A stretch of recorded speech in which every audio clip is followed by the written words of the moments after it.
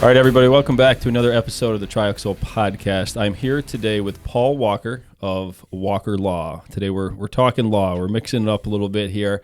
Paul, welcome to the show. Thank you, Matt. It's an honor to be here. I've known who you are probably for longer than you've known who I am because I knew your younger brother.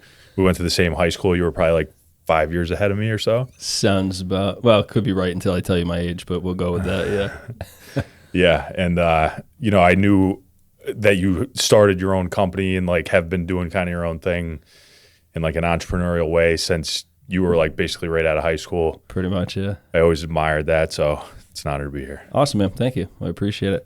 Well, so this is a little bit different take today. We haven't had a lawyer on yet, and like we were talking beforehand here.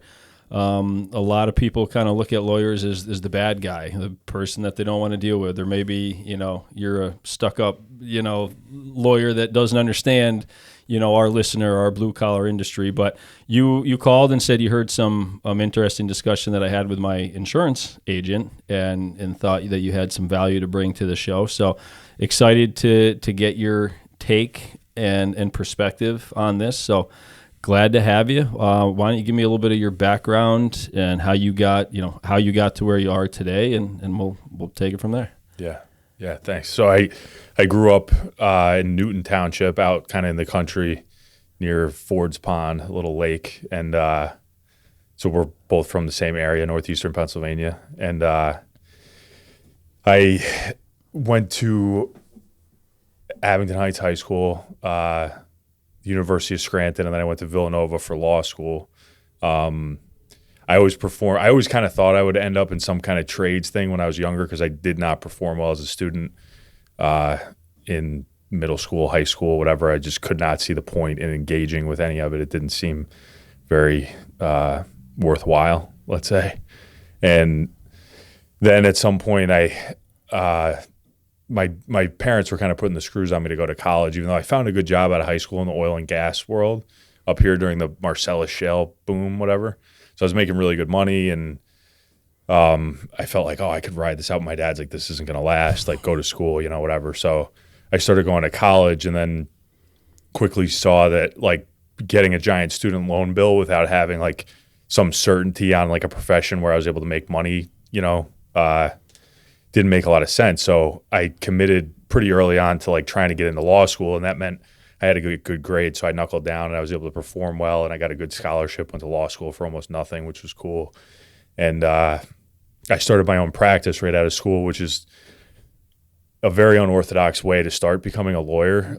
Yeah, I would say that's probably not typical. You'd probably work for somebody for a while first. Mm-hmm. That's interesting. Yeah, especially because like most people that end up in law school are more conservative about their decisions in general, I would say. So they're not the kind of people that are going to be willing to take on a risk of like running their own show, because like they feel like I need to learn before I can perform, Sure. For me, I had a lot of connections to people that were lawyers already. So like I started to kind of feel it out, and I was like applying to places but not like taking it super seriously in terms of like finding a job. And then I would take on like a little project and like get paid for it and be like, okay, nothing bad happened, like whatever. I got the work done. The client was happy, like whatever. And then it just kept kind of racking up. And then the next thing I know, I rent an office, and I'm like getting deeper relationships with other like kind of mentors, which I'm sure, you've had a ton of experience with, like through your experience as a contractor. Like those guys are indispensable in terms of value. Sure. When you're young. And I've been able to build great practice that I enjoy for the most part. It doesn't come without its headaches. But I talk to a lot of guys that are in the construction industry, or I talk to clients that get, that are mad about some construction project or whatever. So I end up on the phone a lot because I do a ton of civil litigation. Most of what I do is plaintiffs' civil litigation work. So like personal injury stuff or things in that vein, which usually implicates insurance companies. So I end up with a lot of exposure to that universe, and I also, there's rightly so in a lot of ways, like a disparaging, like a dim view of plaintiffs' personal injury lawyers, especially. Like a lot of people have a sour taste in their mouth when ambulance they start chasers. Yes. Yeah. Yeah. And obviously, like, those guys are out there, and like a lot of the guys that I'm sure consume this content are guys that have employees that run their own businesses that are like, at the end of the day, they hate plaintiff's personal injury lawyers because they're afraid, like, if something goes wrong, I could lose my shirt over getting sued by one of these guys, right? Sure. And the truth is, if you set yourself up correctly, there's nothing you really have to fear. And if you're acting in good faith and you're being a decent human being, everybody makes mistakes. Mistakes happen, right? And if that's all it is, then you're not really going to have a lot to worry about. You know what I mean? And you won't even have to feel like you're going to need to be defensive in a lawsuit because you're like, look, whatever little mistake happened. Like, we didn't have the job. The safety measures didn't get met. Like, at X site, guy fell down into a pit, broke his leg, whatever. We got to figure out how to solve the problem and move on, whatever. So I think as long as you're doing all that stuff and consulting with the right people and setting yourself up the right way, you shouldn't have anything to fear, So, yeah. ICE, like one of the big things is, like, anybody that's in snow removal, they know what their insurance premiums are. And that's because a lot, there's been many cases throughout the country and, of slip and fall cases. So, I'm sure there's a lot of people that, look at their ice or their snow removal premium every year and get, irate over some of the costs of the premiums. But that's because, like what you're saying, like, if you're doing the right thing and you're setting yourself up properly, you should be okay. But there are scumbag people out there that will take any opportunity that they can to make a buck. And I'm sure there's been many cases where people have purposely, slipped or pretended to slip and fallen on ice and gotten a nice payday or a settlement out of court. So you have to protect yourself for the accidents, but you also have to be kind of on guard at times too, that not everybody's a good person. Not every customer coming into that lot after you just cleared it is a decent human being. And some are looking for an opportunity to better themselves. So you need to be protected regardless of the reason that it's for. 100%. Yeah. Yeah. And like, the funny part about those kinds of like plaintiffs, the people that are willing to like throw themselves down on the ground and break their arm to get whatever, 65 grand or whatever it is. Mm-hmm. It's like, there are very few lawyers that want to work up a case like that, in my experience. I mean, they're out there. Those guys are out there too. But the truth is, like, like a plaintiff's lawyer is going to get a third of what that guy who wants to throw himself on the ground can recover for like his broken arm or whatever. So like, value a broken arm, whatever, assuming you can prove liability and all that kind of stuff. An insurance company, obviously in a case like that too, is going to take, they realize that like if a case like that gets put in front of a jury, there's a good chance if you put 12 random people on a jury and look at this guy, they're going to see that he's full of shit, right? So they'll push it really far too. And then that's another reason why plaintiffs lawyers like don't want to take cases like that, because at the end of the day, a third of 65 grand isn't worth having to suffer through like 2 years of litigation and then a jury trial. You know what I mean? Because the amount of work that a lawyer has to do to get it there is pretty outrageous too. You know what I mean? So it is definitely true that there are people that are willing to do that. And fortunately, like there's a lot of guardrails that like people, they're the ones that slip through the cracks are always the ones that get the most attention, right? Like somebody gets $1 million. Like, I mean, the famous example, right, is the lady that spilled hot coffee on her lap. Twice. Did she do it twice? I think it happened again. I think she did it. I think she sued one and then sued again, if I have the headlines correct, but it wouldn't surprise me. But anyways. So those examples that slip through the cracks that are, egregious, they stand out in everybody's mind. And like, but the truth is like they're way more the exception than the rule. You know what I mean? Like I get calls on cases that are obviously frivolous and I just say like, I'm not your guy, whatever. But, cause I know for me, I like the way that I want to work is not really like a volume based business. Like I want to focus on stuff like that I think is worth, the amount of time that I'm going to devote to it. And it's like, I'm a small lean operation and I don't want to just crank volume. I want to be able to give stuff, the the attention it deserves, Sure. right? So, and like, therefore I want to take stuff that deserves attention, you know? But obviously not every outfit's like that. So odds are a guy who's going to be willing to throw himself down in a parking lot will find a lawyer to represent him and peel off some money or whatever. But that's, you know, it's a risk that there's risk in everything, right? Absolutely. And like, if you're a guy who's like earning a living by clearing parking lots and like keeping snow and ice off of it, it's a reality of the world that like you find a way to accept, you know, I'm sure. Yeah, I mean, you know that it won't be like you won't be totally shocked if you know you're working for a big box store and their lawyer reaches out and says, hey, we had an incident over the weekend and we're all being sued. You know, like you'd be like, son of a bitch, but you wouldn't be like, oh, how'd that happen? Like that never, like you know that that's a possibility, right? And it's the risk that you take on, and it's why you have insurance, and it's why you have a lawyer, right? So. Well, and it's funny too. Like I have a client I represent that really, like, honestly, like a thorough business person, like whatever, doesn't really know anything about like the background of like their corporate structure or anything like that, whatever, but a good human being, works hard. And they wanted to change their name, their business's name, right? And they were using this other guy, this other lawyer that I have a dim view of. And I was like, just let me look at everything. Like, I'll do the name change for you. I don't typically do this kind of thing, but I know how to do it. Just let me handle it. So then I start digging around and find out that the name that they were using was actually in the individual business, the individual owners of the business's name, and didn't have there was no legal protection for the person that was just the sole proprietorship. It was it was a fictitious name registration registered in the individual names of the people who were running the business. Okay. Right. So like, if something catastrophic happened, like some horrible injury happened to someone that they were doing business with, whatever, like they would be on the hook individually in this particular case.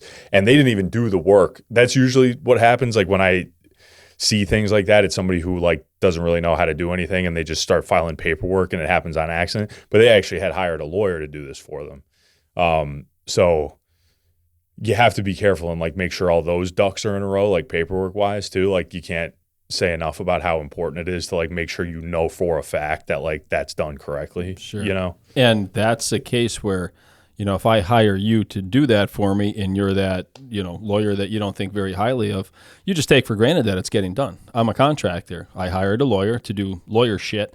And like you just, I'm just trusting you that you're doing it right. And more often than not, it is getting done appropriately and people are good. But some cases they're not. I had an example of, you know, potential liability on a podcast we did a couple of weeks ago with Joe, my insurance agent, and we had an issue where I had a barge.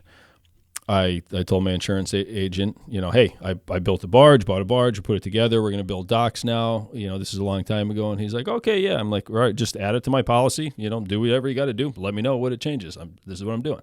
Okay, no problem. A couple weeks after that, we had an accident.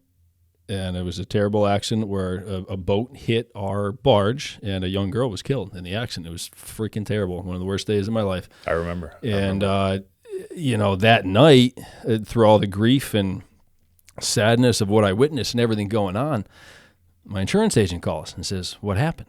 What, you know, and he asked the questions. I told him, and he said, well, Matt, I didn't have you properly insured for that. I'm like, what the frig are you talking about? You never called me and said there was a problem or an issue. Now, knowing what I know now and dealing with 15 years of insuring a barge operation on freshwater lakes, it is not cut and dry. It is not something that you can just add to your regular general liability policy. It is expensive.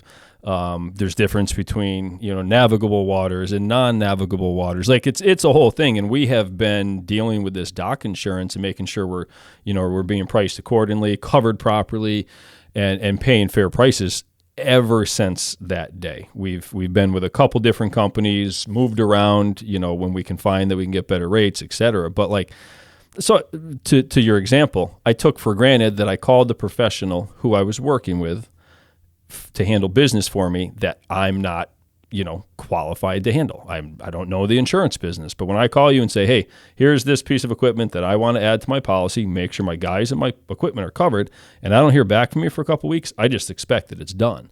And when you call me in a panic and are all worried, that doesn't really sit too well with me. Needless to say, he wasn't around for a couple of days after, he was fired immediately after that.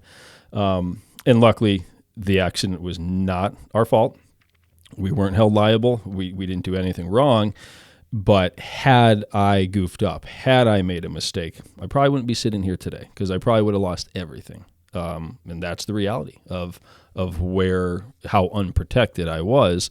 And I'm embarrassed to even say it because I didn't know enough to follow up with him and double check. But, young guy running a construction company, we're running like mad. We got a lot of different things going on. When I call somebody and say, hey, charge me money to put more coverage on my policy, I just expect that it's getting done, and I think, to your point, somebody hires you to do something, they're putting a lot of faith in you and just hoping that it gets done. So there's good lawyers, there's bad lawyers, there's people that look out for you, and there's people that look out for themselves, and that's it, and will lie to you and pretend that they can do everything that you need because they can charge you for it. I've seen it.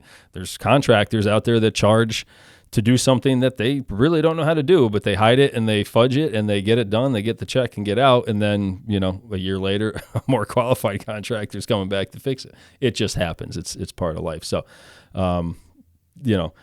understanding who you're working with and being able to trust them is just as important as what they can do for you. Trust is, to me, number one. That's the most important aspect when you're dealing with anybody in business, is that they can do what they say they can do, Yep. And so I one of the things that stuck out to me as far as your experience goes with that insurance agent, it's like, those are the guys, there's certain kinds of people you always want to send an email to rather than have a phone call with. Sure. And the reason for that is you want to have what you tell them in writing.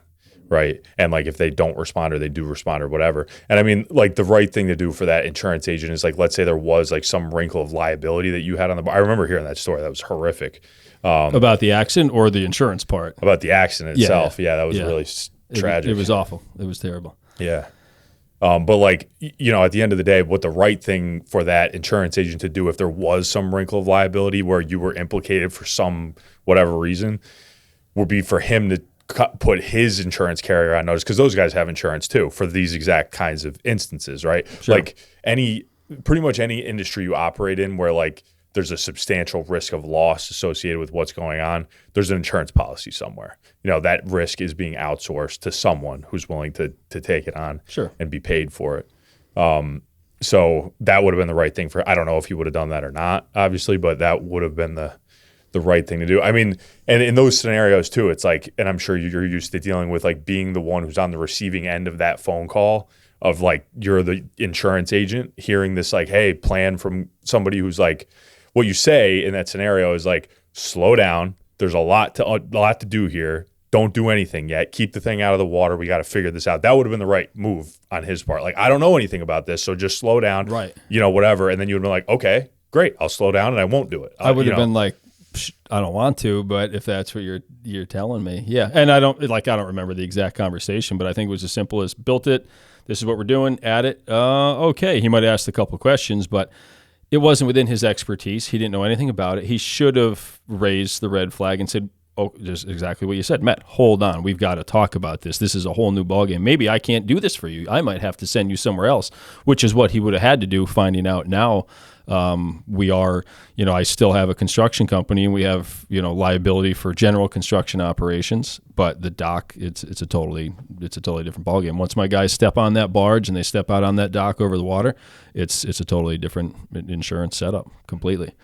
So, advice is good, and being on, like, that's where if he was just honest, he probably, said, okay, this is my client. I can make a couple bucks off this. Let me figure it out. Let me add this. I've never done it before. But really, he should have been like, hey, whoa, maybe I'm not your guy, or let me call somebody that I know that might have a little bit more experience with this.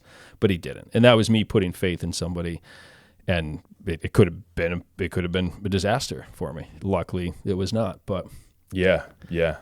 And like, I think you're also hitting on like trust over and over again, and like consistently the answer to like the trust thing is like finding someone who you have multiple layers of contact with in that way, where it's like you're, whatever, like I'm good friends with your youngest brother, whatever, right? We grew up together. Sure. So we have that layer of like implicit like trust, where it's like if something bad happens between us, it would be a bad look because now your brother's implicated, whatever. You know what I mean? So it creates like a layer of accountability that doesn't exist, and that's community, right?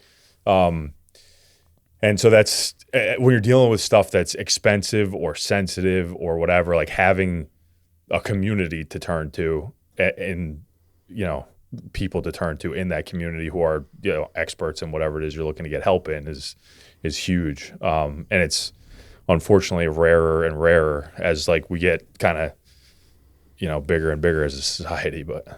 Yeah. But you can go to the internet and find it, or you go on social media. And I'm kind of being a smart ass by saying that, but nothing beats local connections, local community.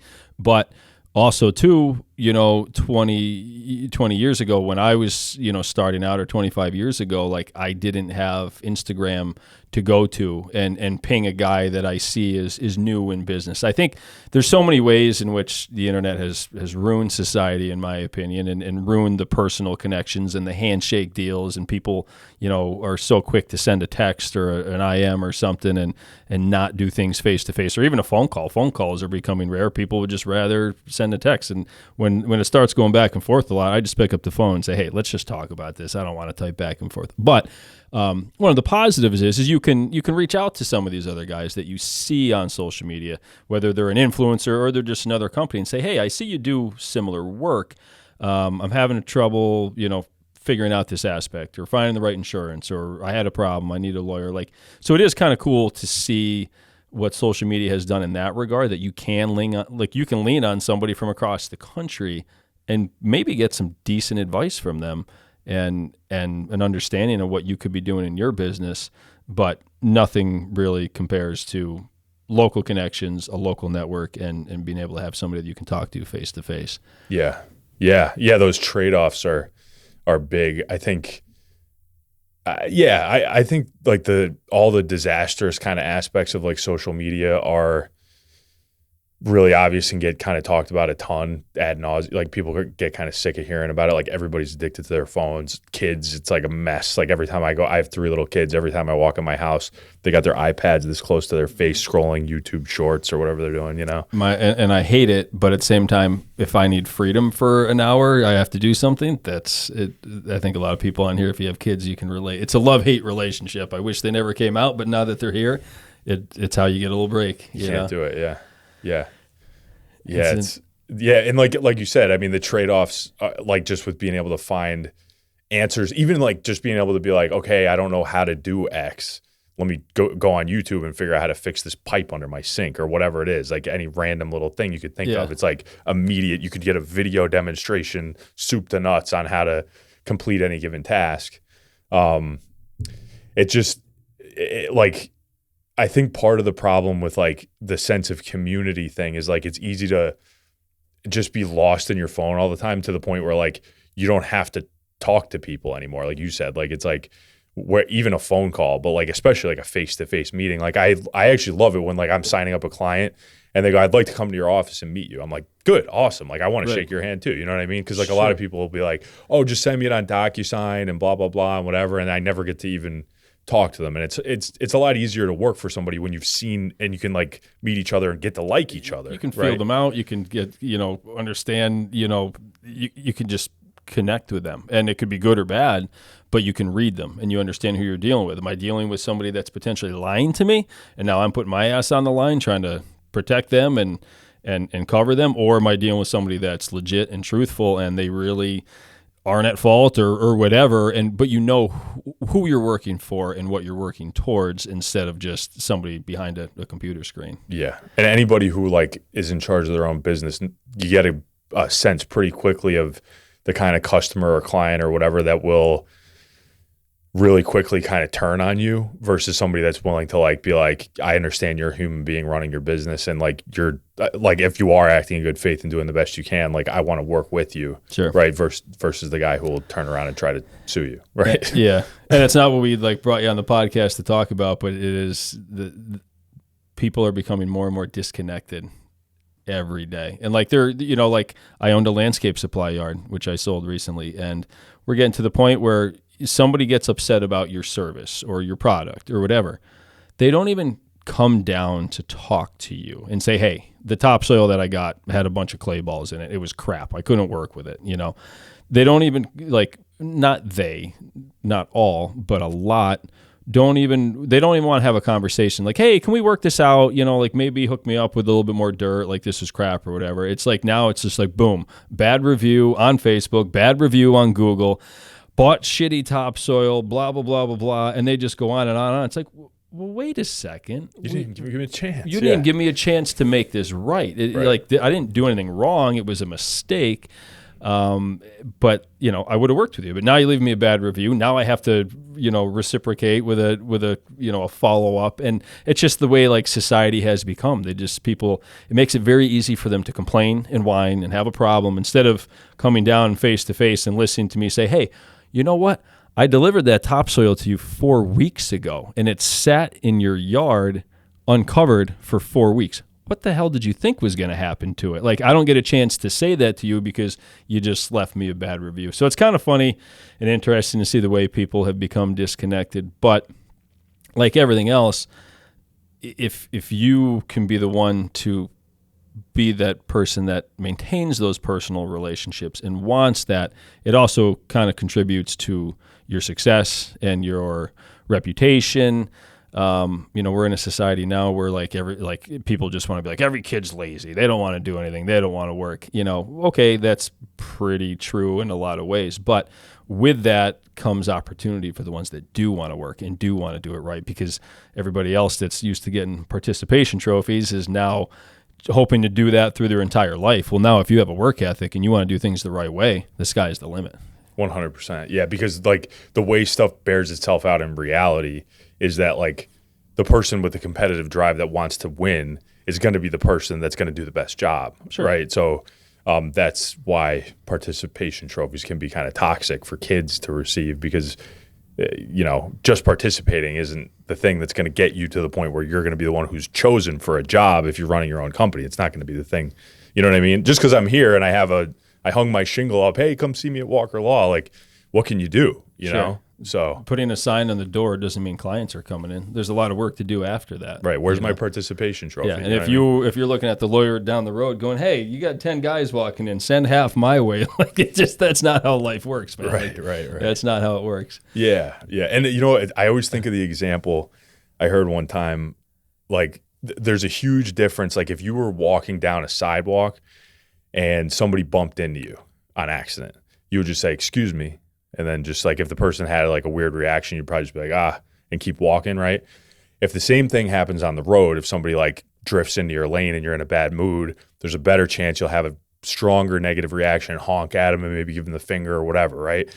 And I think the logical explanation for that is you're not like in a face-to-face, you know, there's cars between you, and the odds that this is going to take itself into the street are slim. So you can feel free to kind of be much more rude because you're not as afraid of like an actual conflict breaking out where we're right next to each other. Sure. Right. And that's even more extreme on the internet. Oh yeah. You know, that's like it's a level up past even road rage, where it's like people just feel free to talk as much shit as they want with zero consequence. You know what I mean? Without the risk of getting punched in the face. Exactly. All those memes that you see lately, like a lot of you people are like have a big mouth on the internet because you're not actually getting punched in the mouth for saying something dumb, and that's not how it used to be. You know, if you used to, you know, you want something to say, all right, let's talk about it, but there's a little risk involved here with what might happen. But when you're behind a keyboard, some of these people, they're so tough, and they would never, you know, they would never last in a real life situation because they just don't know how to do it. Mm-hmm. They're behind the keyboard, so right. It's kind of funny. And that's, you know, that goes right into like. People know, I think, too, how much power they have to leave a negative review. Like I got a negative review from this guy that it was like a family of, I don't know what kind, they were from like somewhere in the Middle East, I think, whatever. And I did a real estate closing. It was actually a friend of mine bought like an investment property, whatever. So the sellers, they're from Chicago, well, via the Middle East, whatever. They lived in Chicago. And they have proceeds associated with the sale. So I send them a check, right, after the closing's done. And for whatever reason, their bank, I can't remember what, it was like a giant bank, whatever. They froze the money because there was some suspicious activity, whatever. I can't explain what it was. I have no idea, but they're like blaming me for the fact that the money got frozen. I'm like, I don't have the money anymore. It's not my account anymore. It was like over $100,000, whatever, you know? Yeah. And they're like, you have to fix this. And I'm like, how am I supposed to fix it? Like, I could send an email. If you give me somebody at the bank, I'll just fire off an email and just be like, hey, I don't know what the problem is. The money's out of my account, but like, why did you freeze it? Whatever, Sure. Because I didn't even represent these people. They were the sellers and I had the buyer, And they called it this. It was the son of the guy who actually like owned it, whatever. It was a family thing. And I keep getting these phone calls every week, and like, frustrations mounting. And I understand it's frustrating, $100,000, whatever plus it was. And, but I'm like, what do you want me to do? I can't rectify this. You're not even my client. I have no control over what your bank does with your money. I don't have the money anymore. Right. So then he takes to Google and he writes this like 6-paragraph diatribe about how I'm the worst lawyer in America and all this crazy stuff. And I'm like, okay, and then like, I mean, the funny part is like, sadly, like it motivated me to like try to help him figure out what the problem was, and he eventually took the review down. Yeah, you know what I mean, which is kind of sick and like pathetic. But I'm like, you want to try to leave as good of a name as you can here, and they know they have that power, right? Yep. Even if it's not fair, But that's the life. That's the it life is, and we had, and I'm like, I don't really like beat around the bush, like we would get some reviews, and if they were justified, I just let them go, But I've had some other ones where, people were totally unjustified, and like you said, right, like a 6-paragraph, this, and that, and I would just go right at them and say, listen, my employees they know what they're doing. You're not, the customer's not always right in this scenario. You're wrong, and I told them that, and eventually, like they just go away, But that review is still there, and I have mixed feelings on Google reviews and ratings because some of the stuff is just. It's just not warranted. It's just not deserved, but you can't do anything about it. And you can't call Mr. Google and say, hey, would you please take that down? They don't make it that easy. It's a process. I still have ones up from years ago that they weren't justified, fought them, and they just sit there, and all you can do is get good ones on top of it. So exactly. Right. Yeah, it's kind of... It's a racket. It is a racket. And the way people have become so disconnected, and they're so quick. They'll never go and praise you without you asking them to. Like, you have to say, hey, this went really well. Would you leave us a great review, or would you leave us a 5-star? And it's like, oh, yeah, I'll do it. And it never happens. Like, people don't do it. But you do one thing wrong, they don't want to have a conversation with you, and all of a sudden, you're the bad guy for the world on the internet. Yeah. And I think a lot of people, the people that are most willing to have that kind of an attitude are not people who have ever done any work for themselves. They've never had like a family business or a business that they've been in charge of themselves. Like they exactly, probably, like that's a huge thing. Like even my parents, when I was in high school, or not high school, I was in like my early 20s, they had a coffee shop in Clark Summit. And that was like kind of my first taste. Like my mom's running it, whatever. And I would have all these like criticisms, and like I'd be trying to help her manage it and whatever. And that was my first brush with like the experience of what it's like to actually wear the hat of the business owner, right? And when you wear that hat and you realize like what's actually going on, like you're a lot more forgiving with like, you understand like people are in charge and mistakes happen, and you try to do the right thing. And obviously like there's bad business owners too. There's scumbags out there that'll try to, they're shysters, right? Sure. So no one how to navigate the world, but like getting the experience of running your own business definitely gives you a whole nother perspective on how to treat people when you're hiring someone. You know what I mean? Like the people say like the squeaky wheel gets the grease, but like a lot of times the kind wheel gets the grease too. Like if somebody's really nice to me all the time, like odds are I'm going to have a better reaction to them needing some kind of like extra help or whatever. Like I'm going to go above and beyond, But if they're rude and they're mean, well, then the clock in your bill is ticking, at all times, because you're having to put up with their ways. Yeah, exactly. So, right, exactly. Yeah. So within what you do, tell me a little bit about you touched on it earlier, but your primary focuses of law, and to our listeners, you know, a lot of people, you know, from all over, but a lot of younger people, and I would think a lot of them are kind of just starting out their businesses. What advice would you have for them on how to protect themselves from a loss standpoint? Like, obviously, not everybody is going to just say, "Hey, I need to find a lawyer," and just have on retainer for when shit hits the fan. But like, you should kind of know like who's available and what's available, because you know there's different attorneys for, you know, real estate, different attorneys for civil. Like, you do a little bit of everything starting out, but you don't necessarily have one lawyer as a catch-all for everything. You need people that specialize in certain areas. Some are specialized in environmental. Some are specialized, you know, just in big construction firms. That's what they deal with in negotiations. So give us a little bit of input on your take and how people could at least maybe not retain somebody unnecessarily, but educate themselves and understand like when I do and when I don't need one, or just some things to kind of look out for as a young business owner just starting out, trying to navigate the world that is being self-employed, because there's a lot that goes on. Oh yeah. Yeah. So I think a good place to start is try to find, what you said is 100% true as far as lawyers that specialize in all these different things. And you feel like how I call a million guys, I get a million different answers. I'm paying thousands of dollars, right? So, but the truth about any given lawyer is the same truth about any given contractor. Like if you find a lawyer that you think like, I think I vibe well with this guy, like I fit well with this guy, they can at minimum point you in the right direction of like, you definitely need help with A, B, C, D, and you should call this guy for that problem and that guy for this problem and whatever. Sure. Because in the same way that like you might not pour concrete, but you could tell me exactly what needs to be done, and like what it might cost and what it might look like, how long it's going to take, what time of year it's going to need to be done, all that kind of stuff. You don't do it yourself, but you've seen it on a million other job sites, so you know Sure. kind of the lay of the land. Yep. And I would say like the most important thing for young entrepreneurs to do is make sure that you have a corporate entity set up that insulates you from liability, and treat that corporate entity like you work for it. Like, I think that's always the advice I give people. Like, you're the owner, you're the person who's driving the ship, but the ship is the corporation, right? Like, that's what you work for it. It's the thing that sort of drives it around, drives itself around, and at the behest of all your employees, and you're the captain, whatever. But I think treating it that way, it like peels your personal stuff away from it. And if you treat it separately and pay yourself on a schedule and, treat it as a job, like that's what it is. It's your job, it's your livelihood, but it's your job, right? And number two is communicate with your insurance agent in writing. That'd be a good thing to do.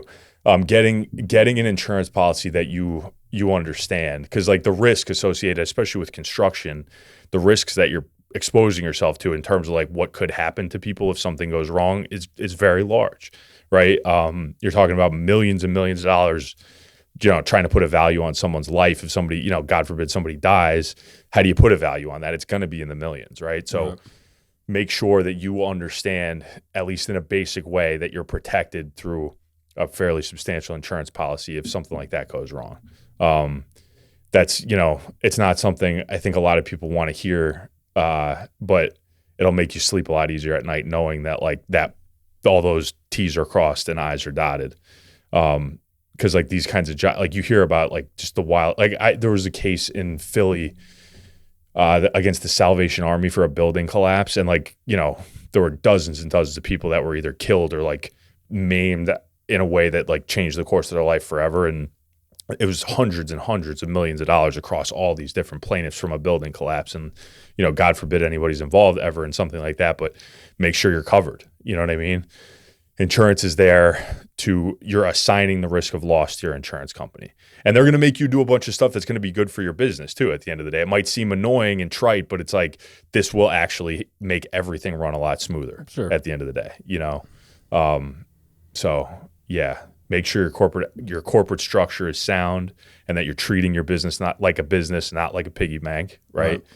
And that you have good insurance that you understand, at least fundamentally. I think another thing people sort of overlook a lot is, and I've handled some claims and had to sue some insurance companies on behalf of business owners related to business interruption, right? So like a lot of times businesses will get pitched this by their agent. It's called business interruption insurance. And what it means is you can buy a limit of insurance if something happens to your business that prevents you from operating for a certain amount of time. Like a truck gets totaled, a flood happens in your office, whatever it is that like prevents you from operating for a certain amount of time. That can derail your business in a big way if you're relying on revenues from the truck or people coming in and answering whatever it is. And you can file a claim against your insurance. If you're paying the premium, that's what you're doing. You're paying a premium to outsource the risk. So avail yourself of what you're paying for in the event that you have a legitimate claim to make, right? That's another thing I think people get overly concerned with, like, I don't want to upset my insurance company by filing a claim. It's like, that's what you're paying for. This is the product that they're offering, the service that they're offering. Sure. I think you have to understand the pros and cons. Like if it's a low dollar claim, do I really want to potentially have my premiums go up for this, or should I pay it out of pocket? But if you have a legitimate claim, you've been paying all that money into insurance, might as well use it. That's what it's there for. 100%. Yeah. Yeah. And another thing that's like, it's really interesting to me, but I don't know how interesting it'll be to you. Let's see. So there's, have you ever heard of insurance bad faith? Yes. Okay, so bad faith means that insurance companies should be paying money and they're, for whatever reason, refusing to do so unreasonably. They're unreasonably withholding money to pay out on a claim. Right. You have a claim. You'd say something happened. You're owed $500,000, and they don't want to pay it. They want to either pay you $100,000 or not pay you at all, and then you're fighting your own insurance company to get money that potentially you're rightfully owed based on the documents that you signed with them. Exactly. Right. Yeah. And that could also work in a case where there's like some third party that say got hurt. Like say there was some catastrophic injury to an employee or whatever. Somebody got hurt on a job site somehow. And it's clear that the insurance company should be forking over the money because you agreed to outsource that risk to the insurance company too, right? The risk of somebody getting hurt, they get hurt, insurance company's jerking you around, they won't pay. And you're saying to them, pay the guy, he's paralyzed, whatever, he broke his leg, just pay him.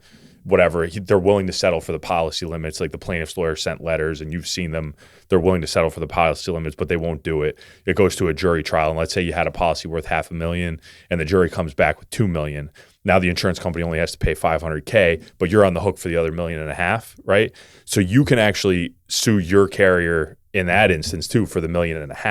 Okay. Because they were willing to settle before trial for $500,000, but then they got $2 million. Now you have this judgment for $1.5 million. So you have legal recourse against your insurance if they were acting unreasonably. Sure. Yeah. Right. I mean, if the plaintiff's lawyer is being unreasonable, it's a whole nother ballgame. But assuming it's reasonable and the injury is bad enough and whatever, and you can see the writing on the wall as just like a common sense human being, then they should pay whatever. But you have remedies. So like it can feel like a very powerless scenario when your own insurance company is behaving in this unreasonable way. And I see it happen. Like it happens a lot. Like people would be kind of shocked, I think, how common it is.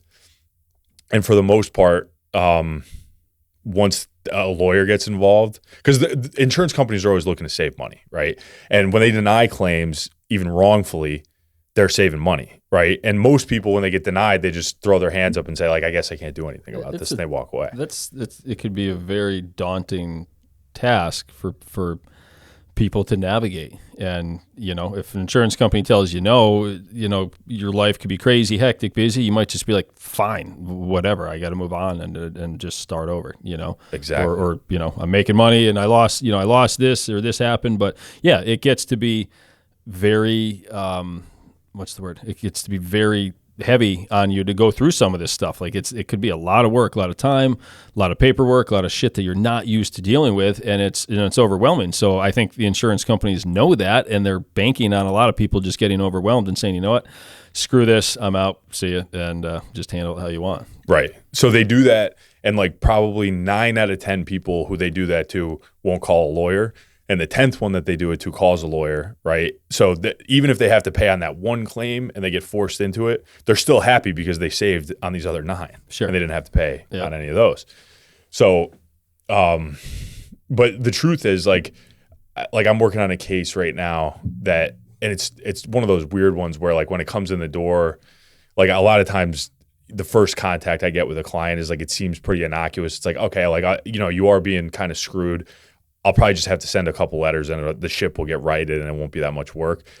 But there's like these other scenarios where it just gets crazier and crazier. And it's this case I have against Progressive Insurance, which is when they get sued, you have to sue this other entity because they're like playing, this little shell game, right? Yeah.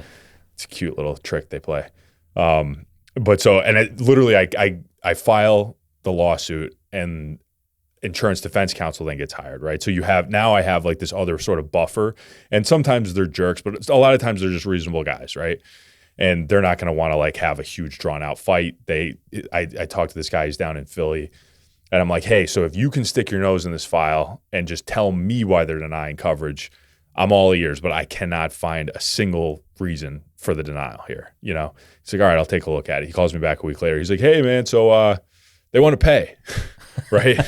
And I'm like, okay. And at that point, it's like, you made this girl, she owns a house, a pipe froze and burst, big flooding damage. Now she doesn't have the money to make the repairs herself. That's why she pays for homeowners insurance, sure. Right? Yeah. Meanwhile, like while this whole fight's been going on, there's mold growing in the house. You can't live in there. Like a ton of her stuff got destroyed. Some of the joists are rotting out, like whatever. There's big damages.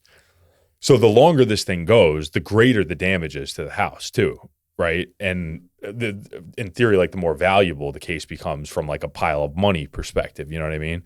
And like when an insurance company forces someone to go to court, there's law. Every state in the whole country has laws associated with bad faith. Some of them are based in common law, which means it's like judges' decisions and stuff. And other ones like Pennsylvania, there's a statute on the books that says like this is what it means when an insurance company acts in bad faith. And there's like an actual letter of the law thing you can follow.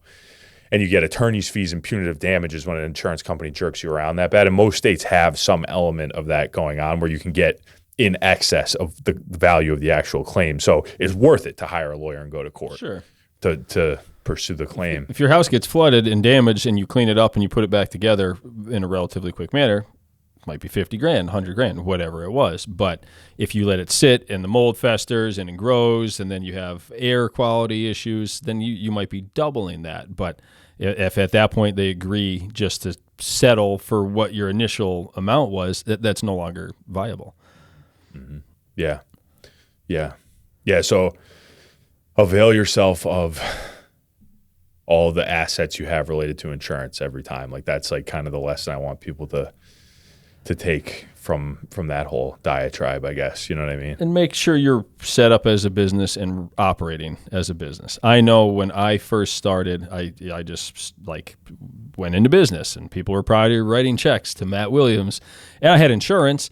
But, and then I think somebody said, well, you should protect yourself and get an LLC. So what I probably did was just form my own LLC without any guidance, not putting the correct, S corp or corporate, like not, taxing it properly. But for the first couple of years, I feel like, in the beginning, I had something happen. I probably wasn't squared away totally, but I was learning and I didn't have necessarily like a mentor at the time to help me and guide me. I kind of just started doing stuff and making mistakes and learning from them. So I would always recommend look to a mentor, ask somebody that that's in the business, how did you do this? Because it can save you a lot of headaches and a lot of hassle and a lot of money in the long run. Yeah, that was, one of the biggest things that's helped me is like, and it's always so surprising too, like whatever industry you're in, like in the construction world, as somebody who's consuming this content, it's always surprising to, I think, younger people how willing older people are to be like solicited for advice. You know what I mean? Like I just started doing it when I became a lawyer.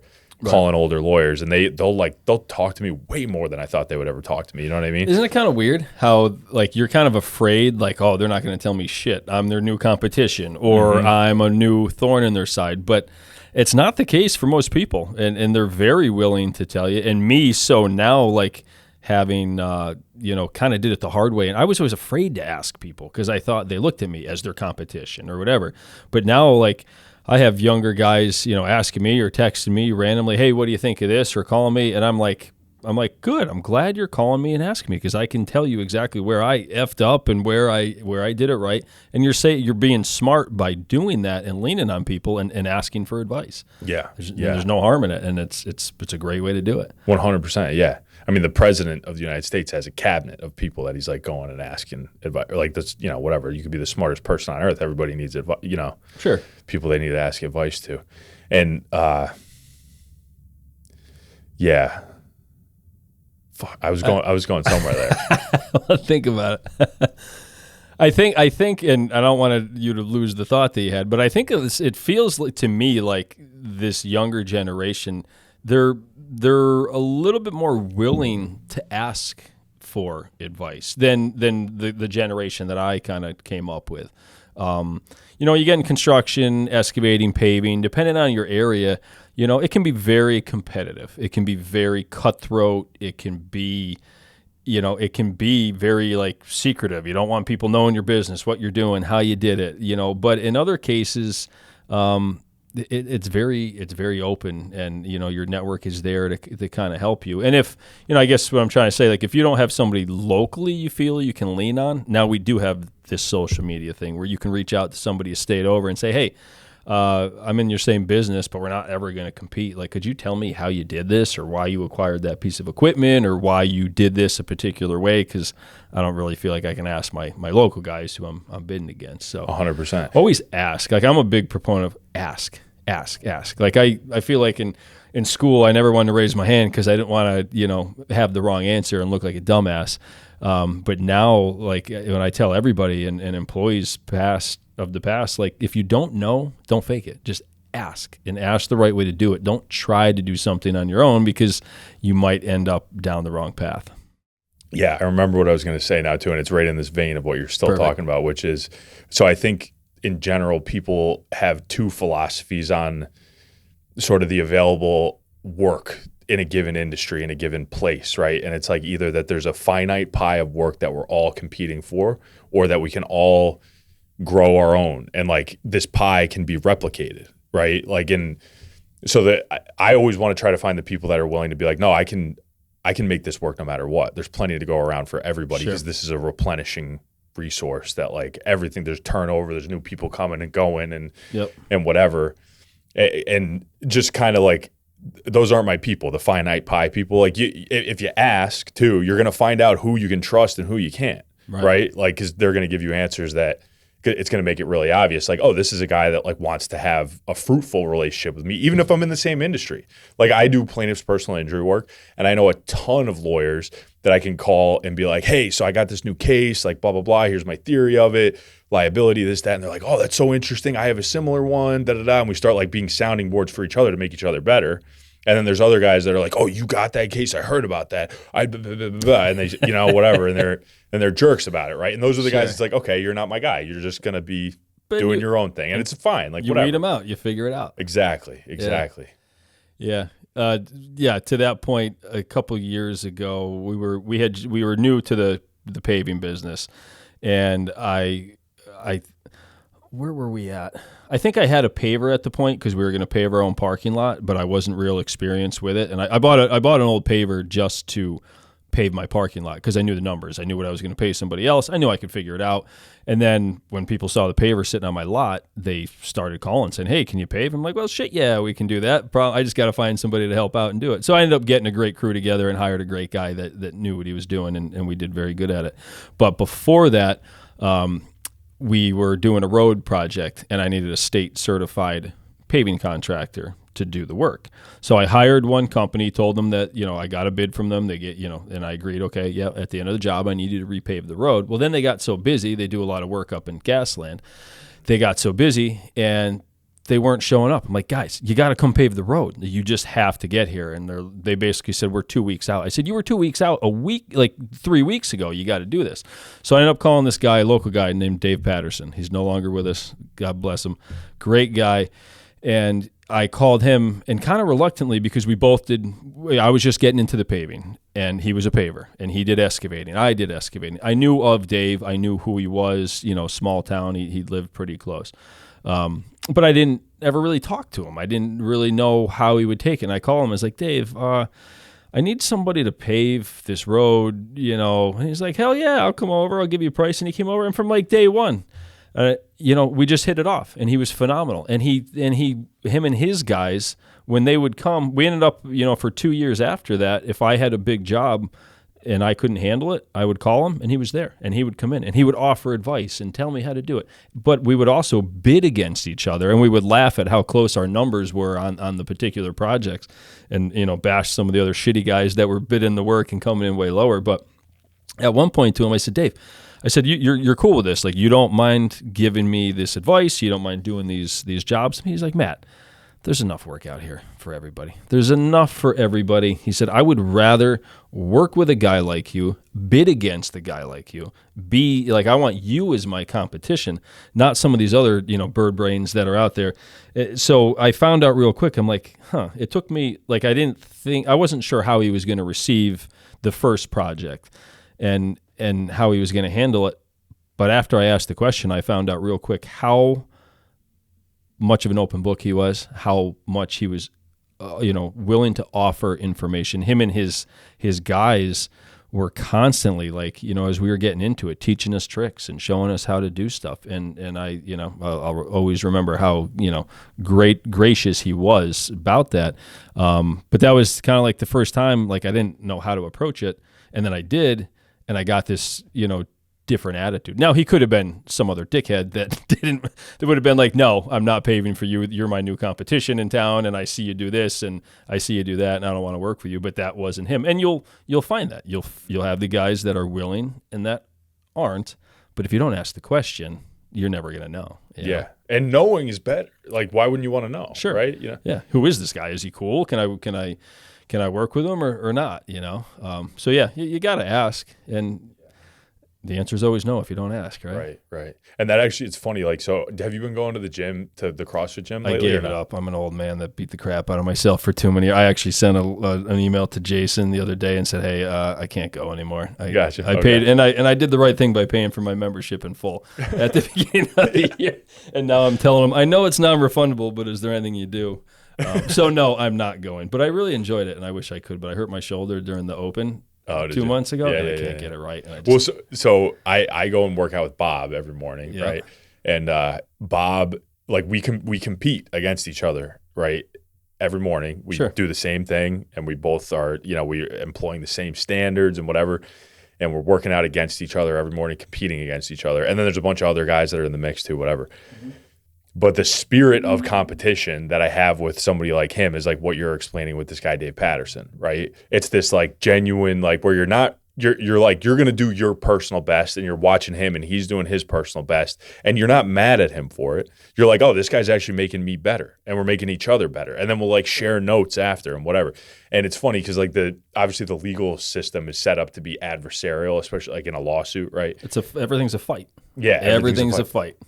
And I have cases where the lawyer on the other side is like a Dave Patterson, right? Where it's like this like spirited competition where we both see where our strengths and weaknesses are in the case. We can talk about them rationally. We can act rationally according to what the facts of the case are and be completely rational. And then there's others that are the psycho bird brains that don't want to talk reason. They just want to talk about how they're right. They won't have reasonable conversations and whatever. Sure. And you have to employ much different strategies dealing with one versus the other. I would obviously much prefer to work with Dave Patterson over the bird brain, right? But it's just, it's a part of life. And I like that spirit of competition that you can have where it's friendly and like the other guy that is your quote competition is making you better. There's nothing that feels better in the world than that. Sure. You know what I mean? Because you're learning so much more rapidly because it's like this friendly sense of like a brotherly vibe where you're like pushing each other to be the best you can be. And Bob could have the record up on the board, but when you beat it, he's not telling you you're an idiot and moping away. He's cheering you on and saying, good fucking job. Exactly. You worked hard. You did it. Yeah, exactly. Yeah. Right. And that would be the same vibe if you beat Dave on a bid. It's like, oh, yeah, okay, well, yeah. Sure. I'll get the next one. Yeah. And just be like, do a good job, Yep. Do a nice job. Yep. Yeah. Yeah, it's different. I mean, everybody has their way. And your own personality and how you approach people and how you handle relationships with somebody new or old, I mean, that kind of determines where you're going to get.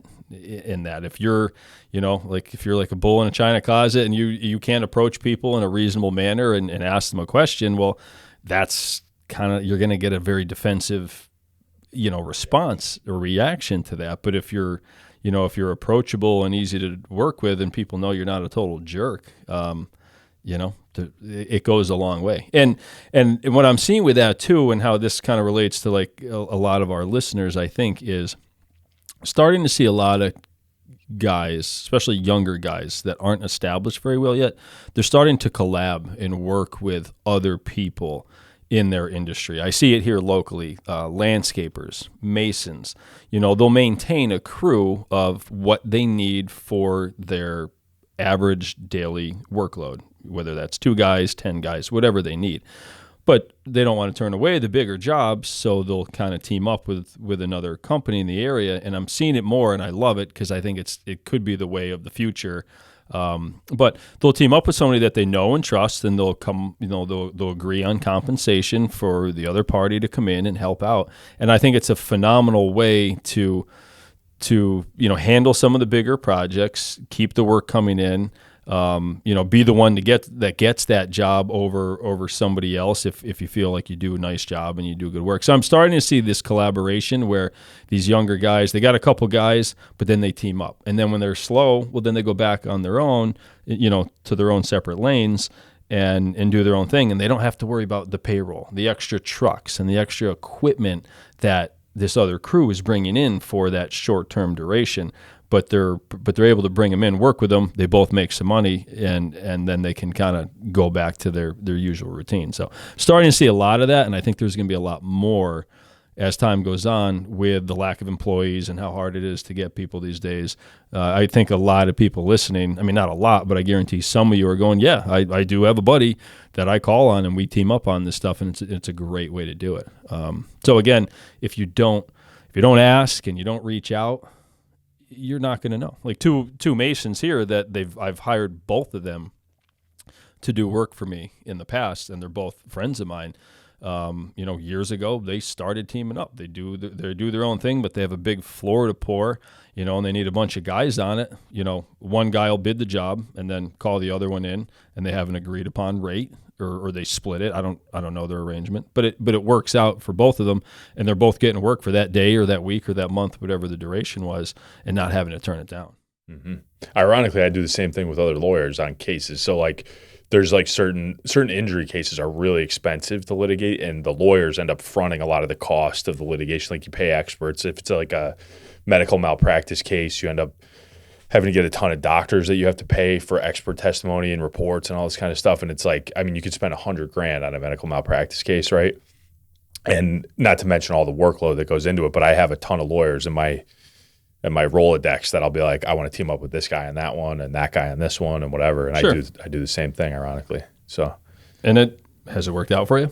Oh yeah. It's awesome. I mean, it like for so many reasons, because I mean, it builds like, guys, you could have as sounding boards under any circumstances. Like if you get a weird job where you're not going to team up with him, he'll talk to you about like the logistics of it and kind of smooth stuff out.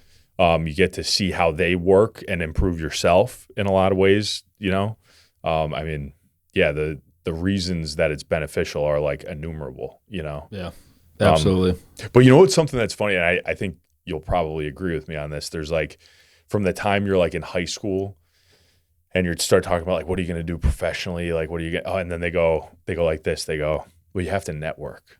You have to network. You have to network. You better network. Networking is very important. Yes, right? This is true. I have an app that is focused on networking. Right. And so, and there's like this line, I think, where there's like the cringe networking and then the healthy, good networking, right? There's like the forced networking, like showing up to an event to shake hands and maybe hand out cards to people that you really don't belong networking with. Because, exactly. Yeah. Like you're just going to go network with a bunch of people that are in the same profession. Well, okay, yes, we're talking about collaborating here, and in a lot of cases that's great, but you kind of want to be sometimes networking with your potential clients or your potential, people that might hire you. Yeah, so networking is big. I always hated like the forced networking event. Like, hey, we're having a networking event. Well, who's going to be there? Well, everybody or this specific, group of people. But I mean, yes, networking is huge and it gets you a long way. And sometimes you don't know that if that person's hand that you're shaking, they could make your year. They could make your decade by, getting into business with them or doing something that you wouldn't have ever done. Some of the coolest stories I have were just basically I went left instead of going right, and that path led me into something that I could have never anticipated. And had I made a completely different decision that I didn't think was a big deal at that time, like just not going to an event or not talking to somebody or sending an email, you just don't know how it's gonna shake out. 100%, yeah. And it's like, I think the difference between, like, when you go to these networking events, it's a lot of people that they don't actually want to work hard. They just want to be like, I talk to these people, I meet these higher ups in this company or these fancy types or whatever it is, and it's kind of all bullshit, right? Get their picture taken with some drinks in their hand. And, look at me, right? Exactly, right. And so, like, I think like the guys that you don't have to tell the guys that really want to work to network, because they're naturally just going to have those instincts to like find people that they genuinely get along with, that they can work well with, and they'll just do it. You know what I mean? But like the guys law school was a pretty sickening example of like the types you can imagine, like the want to be like ladder climber, higher ups in society just for the sake of their own egos or whatever. It was difficult for me to stomach. Like by the time I got into law school, through like my entire 3 years experience in it, I was like really doubting whether or not this was a good fit for me based on like the type of people I was interacting and with. And like who you thought you were compared to some of these other people. Yeah. I just didn't feel like I fit in a lot of ways. Luckily, like I found my way, and I feel good about the way that I found. But like by the time like it was like 4 months before graduation, I was like seriously considering joining the military or something. I was like, I don't know what I want to do. 4 months before law school graduation? Yeah. Oh, wow. Yeah. It was like what ended up happening was like I was so unsure or disappointed with like what I was going to be as a lawyer. I was like, I told my wife, we already had 2 young kids at the time, and I was like, she has and had a good job, but I was like, look, like I really think I want to join the military and like go a different route. Like we're gonna move, Yeah. And she's like, okay, like think about it, whatever. I do some more research. I start talking to I legit was like talking to recruiters, the whole bit, And so then she tells her boss, hey, so I think my husband's gonna join the military, and like I don't know how it's gonna work with my job, blah blah blah, whatever. And he goes, well, how about I give you this like mega promotion? Like, we don't want to lose you. So then she ended up getting this huge promotion, and that like prevented me from joining. I was like, well, we can't not do that. I can't make you move now. Right. Yeah. Exactly. So I ended up kind of grinding it out and like passed the bar. But that like afforded me the opportunity to like kind of sit back and like evaluate like what is it? Because whatever they tell you should want like these jobs at these mega firms where you're like this number, and you're just cranking out hours and you're like their slave, right? Like whatever. It's, I mean, not that you're a slave, you're getting paid really well, but it's just like a thankless, like, sure. Yeah, it's really a brutal. You can make a lot of money, but what's the satisfaction? Like the personal fulfillment and like enjoyment in doing that and being in office from 6 a.m. until midnight, like just you're a number. You're pushing papers, you're pushing, you're doing the dirty work and getting it done for them. But yeah, I mean, a lot of people that have very good salaries, find after time they walk back and they realize what's like, being home for their kids is more important than $500,000 a year or whatever it might be. So they kind of figure it out, but you don't always know because you got to keep pushing forward. Like your wife's boss giving her that raise maybe is the reason you're sitting here today. Yep. You have no idea. It very well could be. Yeah. It's funny. Yeah, it is funny the way things are. And I have kind of a wild story that like is part of the reason that I was always sort of interested in doing injury law, which is that when I was 15, it was deer season in northeastern Pennsylvania, right? So a lot of people hunt during deer season. It's kind of like a big deal around here. And yeah. Turkey right now, right? It's just turkey. I think it's still turkey. Yeah. I don't hunt, but So, and I never really was a big hunter either, but it was like mid-December, and it was a snow day, right? It had snowed maybe like 6 inches the night before. So I end up at my grandmother's house for the day. She's like cooking Christmas cookies and whatever. And like, so it's me, my brother, who, he's a couple years younger than me, and our younger cousin. So I was 15 and he was 10. The younger cousin was 10? The younger cousin's 10. Okay. Yeah. And so we decide to go shoot BB guns in the barn, right? To like pass the time of the day, whatever. So the gun cabinet that my grandfather has, it's like this ornate antique gun cabinet that's like, polished wood with like a glass door on it, and you can see into it. And as kids, like you walk by it all the time and you look and you see wow. the rifles there. Yeah, and like a lot of them are crappy little key, like generic key to open it up, if there even is one. Sometimes they didn't even have them. So he consistently had this thing locked, right? And we didn't know where the key was. And my grandfather was a pretty fiery guy. He passed away, but the cabinet was unlocked because a bunch of my uncles were borrowing rifles for deer hunting season, right? Okay. We asked permission to use the BB guns, which were also in the gun cabinet, to go shoot tin cans in the barn or whatever. Sure. So we go into the barn, we shoot tin cans for a while, do target practice, wrap things up, go back in the house. We're putting the BB guns back in the cabinet, but we have this opportunity, which is really rare, to look at all the guns. He's got probably, 40 different guns, and some of them are really cool, like antiques, and some of them are new. There's like an AR, there's a old cowboy pistol, whatever, Yeah. And my cousin, and at the time, it's funny, like when you're 15 and you look at a 10-year-old, you're like, oh, he's kind of grown up, right? But like now when I see a 10-year-old kid, I'm like, that's a little tiny child, right? Yeah, I have a 10-year-old. He's still a kid. Yeah, he's a little guy, right? And so my cousin pulls out, they call it like a boot pistol, right? It looks like it's out of a movie, this thing. It's like an old revolver with like a wood handle, and it's 22, so it's a tiny little pistol, tiny little gun. And he's like, yeah, Grandpa taught me how to shoot field mice in the garden with this thing. And I'm like, like, oh, you think you're tough, like you know how to shoot this gun, like whatever. I'm your bigger cousin. So I take the gun from him, and it's a revolver, so you can see. I like look down it, and you can see that the slots are empty, right? It's like, so you can see that there's no bullets in a bunch of the chambers. Okay. I don't have any experience with guns, but I'm trying to look like the older cousin here, so I'm like telling him whatever. Yeah. And I pass it back to him. We're standing like 2 feet from each other. I'm like, it's not loaded. And he's like, yeah. He goes, to shoot it, all you do is you pull this back, and then he pulls the trigger, and there was one in the chamber, and that one in the chamber went right into my stomach. Right. And so I knew this happened, but I never heard this story. Yeah. So he immediately were like trying to figure out what the hell just happened. Right. We could see, like, we're in my grandparents' bedroom, so you could just see the smoke pouring off the revolver coming in a straight line up it. And then like we put the pieces together. I lift my shirt up. There's a hole in my stomach. There's blood dribbling out of it. And then he lets out this scream like a little girl. Like he just went, like screamed really, at the top of his lungs. Yeah, he just shot his cousin. Yeah. So the gun goes flying out of his hands. And my grandmother comes running in the room. She's on the phone with my aunt. Exasperated. She's like, what happened? And we're going, we don't know, whatever. And then she lifts up the back of my shirt. She sees the hole in the front. She lifts up the back of my shirt, and I'm like, oh my God. Like, it's like it's coming together in my brain. Like I got shot. Right. Yeah. And she lifts up the back of my shirt. She's like, it didn't go through. And I'm like, oh, I wonder what that means. Right. and so they're scrambling. They're call 911. My aunt's on the phone. She can hear everything that's going on. She hangs up. She calls 911. Yeah. My grandma's calling 911. We're way out in the country down Newton Ransom Boulevard. So like we're 20 minutes probably from any hospital, right? Yeah, yeah.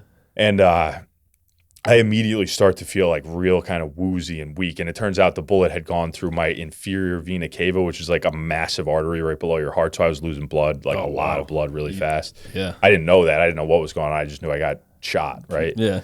And it was burning real bad. So I kind of like am wandering around the house and whatever and trying to, and my grandma's on the phone with like the 911 operator, and she's like coaching her, and she's like a frantic mess. She's like this tiny, like 5 foot tall little lady, right?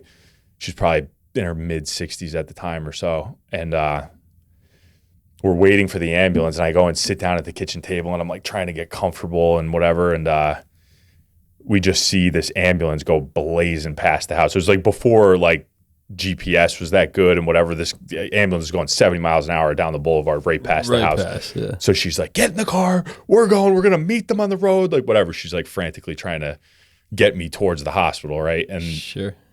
We get in the car. I think at one point, like there's this real dramatic moment where like it had snowed 6 inches the night before. So there's all this fresh snow all over the ground. It was like a bright, sunshiny day after. And she's going into the garage to pull her car out. And I'm like standing there and I lift up my shirt again to kind of see like how much blood's coming out or whatever. And I'm like so woozy that I fall down to my knees. And when I fell down to my knees with my shirt up, blood like squirted out of the hole into the snow. Okay. And it was like this really vivid, thing and whatever. And at least you're here to laugh about it now, man. Yeah. Holy shit. Yeah. And I'm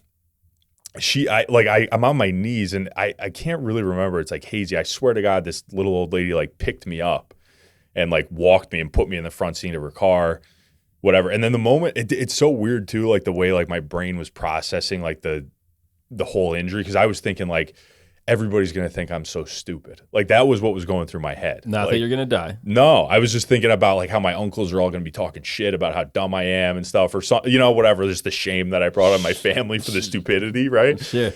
And it didn't even like cross my mind that I could die. I was just thinking about like the fallout negative reaction I was going to get from everybody.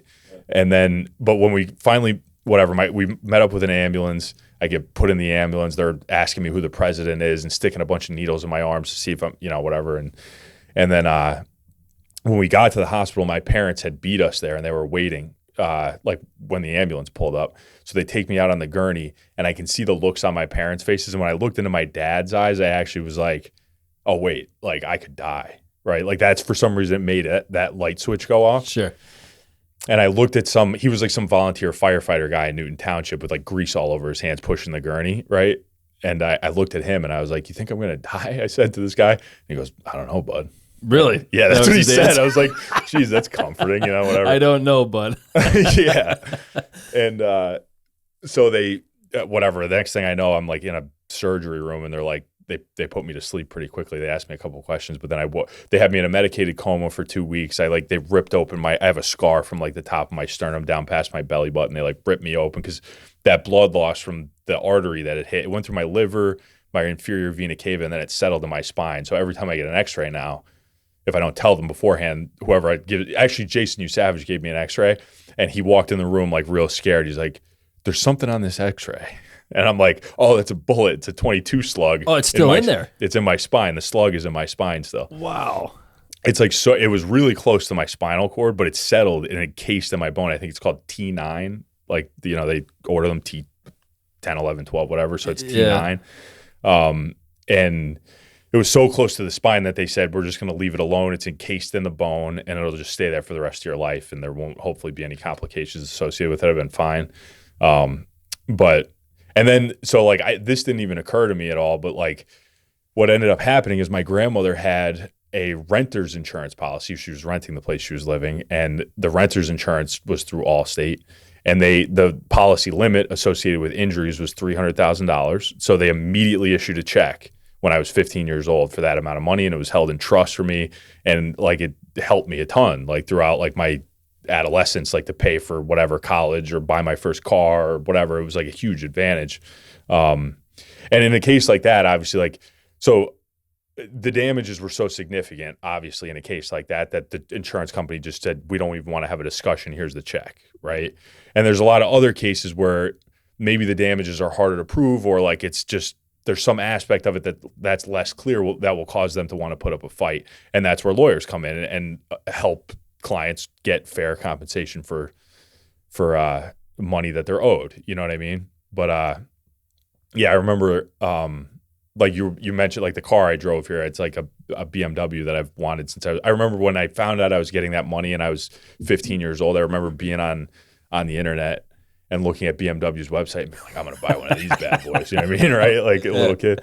And I never ended up doing it until I actually had a reasonable enough amount of income and means to be able to pay for it. But sure, not just getting shot and getting a check. Right, and blowing it on a BMW. Right. That you probably would have crashed being a dumb teenager. Right, exactly, yeah. So, but like the whole experience of it, like, going through, I mean, I was whatever, it took me like 6 months to even start to feel right again after. And it's like, I'm in the middle of going through puberty and it's a whole mess being a kid. Like at that age, it was very... You got a bullet in your spine. Yeah, it was a strange time for sure. And it's weird because it was one of those things that like now I consider the whole thing to be like an asset to my experience. Like it colored my perspective on a lot of life in like a lot of really positive ways, but stuff like that can happen to people.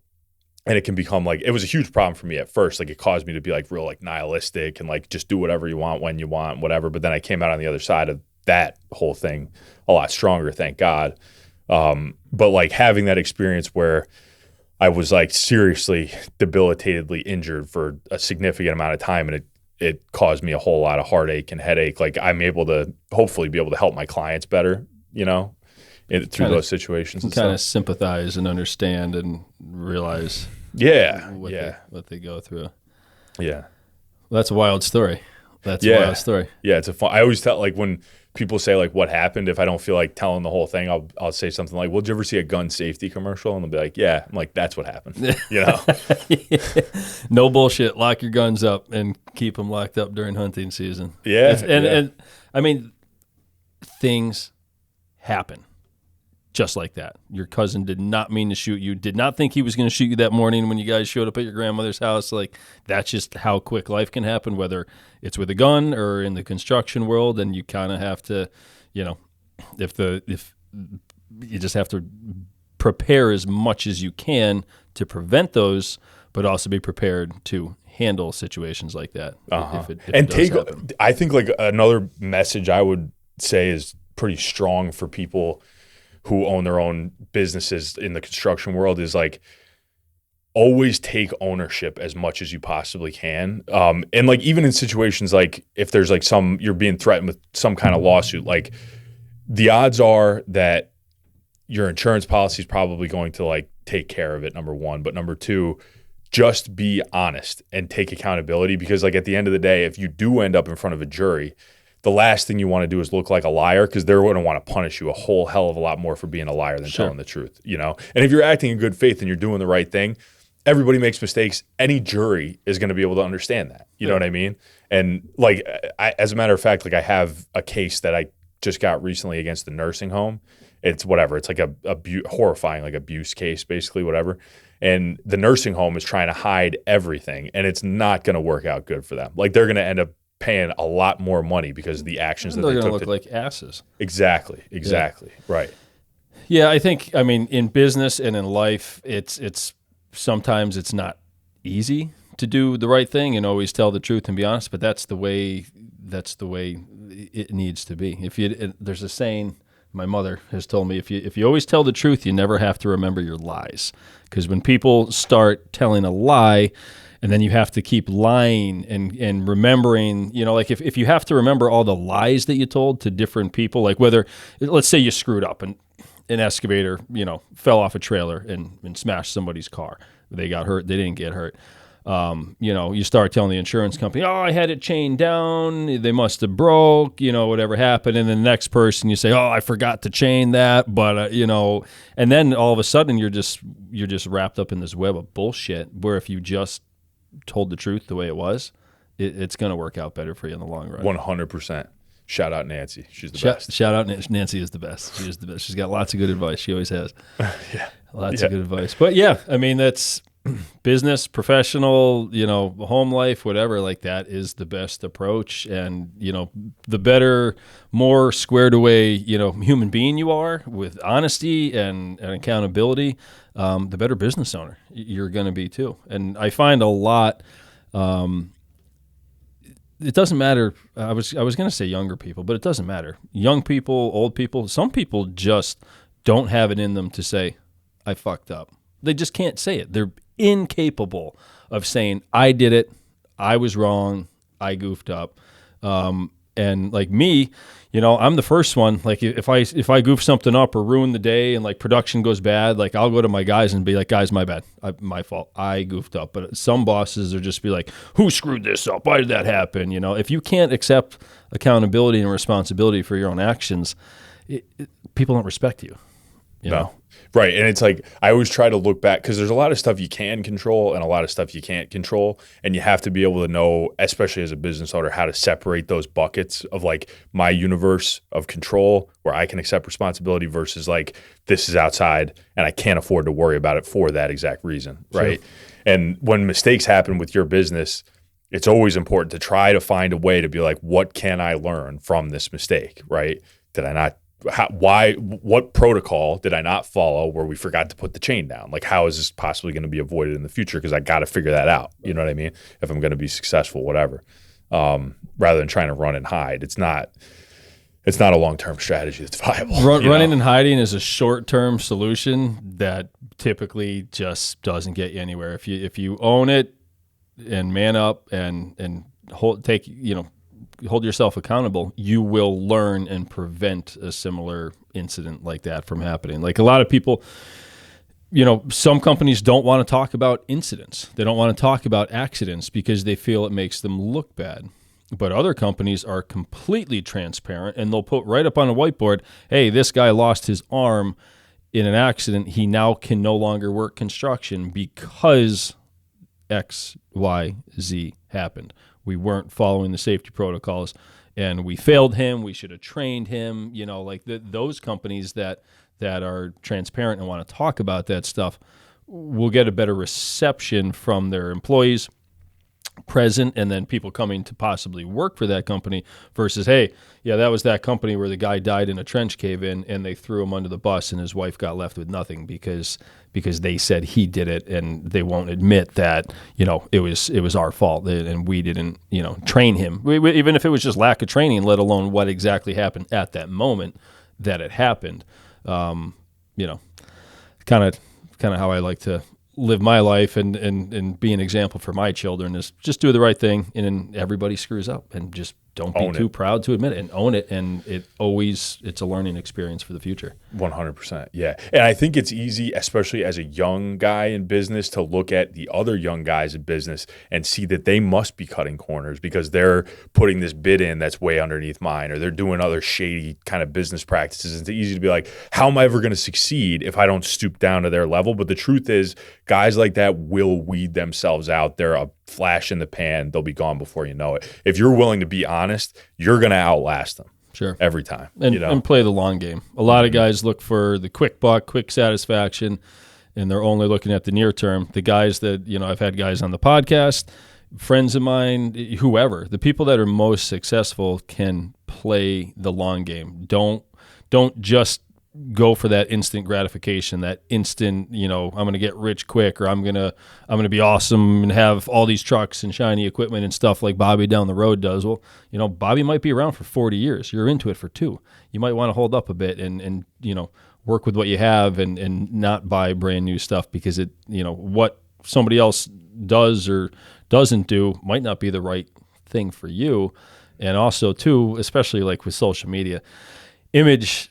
Everybody likes to portray an image. Social media is fake. It's fake as shit. And yeah, there's a lot of guys out there showing their real shit and showing how things go down, but they're not showing the struggles all the time. Some make a whole social media page off of the struggles or how things go bad. But a lot of social media, whether it's, maybe construction world, but, look at like the models and all the pretty girls and stuff that you see on Instagram, like my fancy new truck, my fancy new house, my fancy this. Look, I got an $80,000 truck and a brand new house. Yet I have $2,000 in the bank and I have $8,000 worth of payments a month. And my last 7 customers are calling me because I screwed up every job and I'm getting sued by 5 of them. Yep. Like, that's not the way to do it. Like, the way to do it is have an older truck that you own and not go for the brand new flashy house to impress your friends. Like, social media, it's so good, but it's also so bad. We're trying to keep up with the Joneses type mentality, and everybody thinks, you gotta do it. Like, I even look at it. I look at social. I see some of these guys in the construction business and young guys doing multi-million-dollar projects at a young age and all this equipment. I'm like, awesome, great. Are you really doing good, or are you so buried in debt that this is going to catch up with you sooner than later? And then, some of you listening to this are sitting there going, yeah, no, we're doing good. And other guys are sitting there going, yeah, shit, I'm kind of buried in debt. And that's just the reality. Everybody has their own way of doing it, So, Well, cool, man. Awesome conversation. Talked about a little bit of law, a lot about life, and a lot of different stuff. Yeah. I really appreciate you coming on. This was a lot of fun. Hell yeah.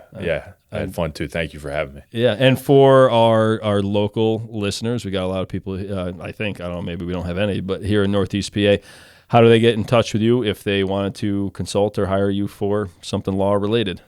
So my website is walkerlaw.co. There's no M on there.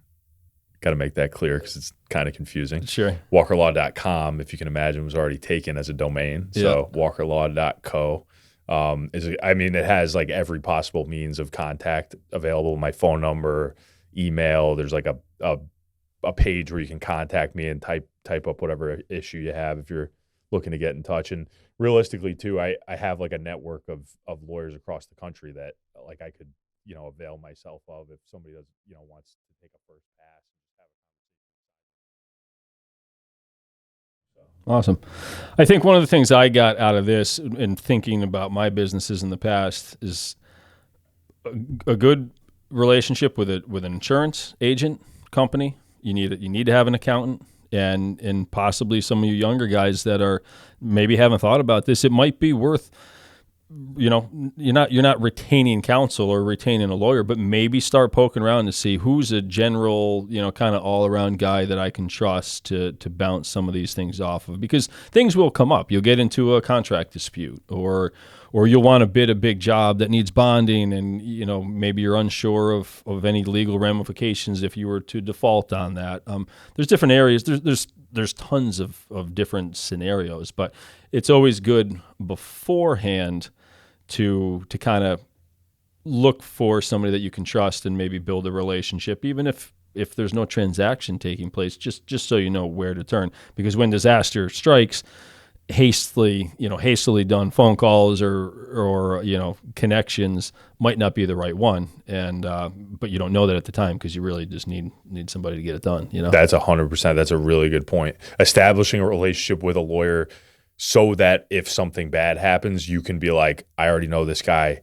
We trust each other. I can shoot him an email and be like, hey, I'm in a jam. Help. I need help. Let me ask you, how would you, let's say some young guy called, and I think you would handle this differently knowing you than a lot of other guys. Let's just say some young landscaper called, said, hey, I just started a business. I don't need to hire you, but what advice do you have for me? Or what, I'm guessing that you'd be willing to offer him whatever you can, and say, hey, here's my number, here's my cell. If you ever need something, it's good to build that. At least he can reach out and talk to you and say, hey, he was pretty friendly. He was cool. I wasn't going to be paying him $1,000 to do anything for me that day, but he said, if you ever need me 5 years down the road, give me a call. Just having that comfort level, if shit hits the fan, hey, Paul, now I need you, versus going to Google best lawyers in Northeast PA like that. Good luck, right? That might not work out for you. Yeah. So I was already kind of saying we were wrapping it up, but then I like to ask some of my guests, if you had any advice for our listeners, and I'm going to say for the younger generation, the people just starting out, because I feel like there are a lot of our followers here. Any advice, whether it's law related or not, what's one bit of advice you would give to somebody starting out? Yeah, I would say it goes back into what our kind of last main topic is, which is if you're a good human being and you work hard and you're honest and you're grounded in the right principles, the odds are you're going to be successful, and you should have, I would encourage people that if you are that you should have the faith that you will be successful. And if you're not that, you're going to flame out, and you'll probably end up working for somebody else, which is okay too. We need people working for other people. That's the way it goes. Yeah. That's the way it goes.